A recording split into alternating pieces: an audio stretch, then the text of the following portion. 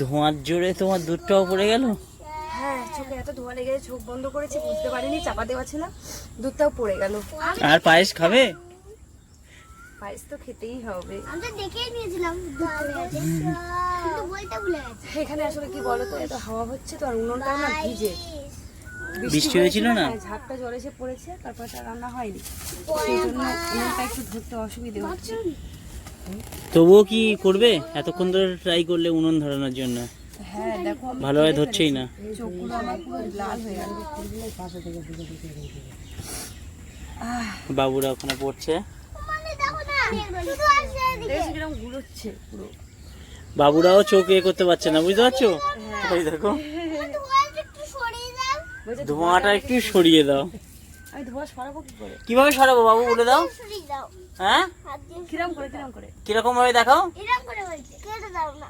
কেটে দেবো? কিরকম ভাবে দেখাও, ধোঁয়াটা কিভাবে সরাবো কুটু, বলো বলো একটু। এরকম করে হাত দিয়ে কেটে দাও। হাত দিয়ে কেটে দাও। কেটে দাও। তাহলে লাঠি দিয়ে কেটে দাও। ওই দেখো, ধোঁয়া আবার কাটবো কি করে আমি?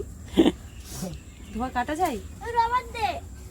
আমার রবার। আচ্ছা, তো বেশ, এগুলো তাহলে তৈরি করছো পায়েস।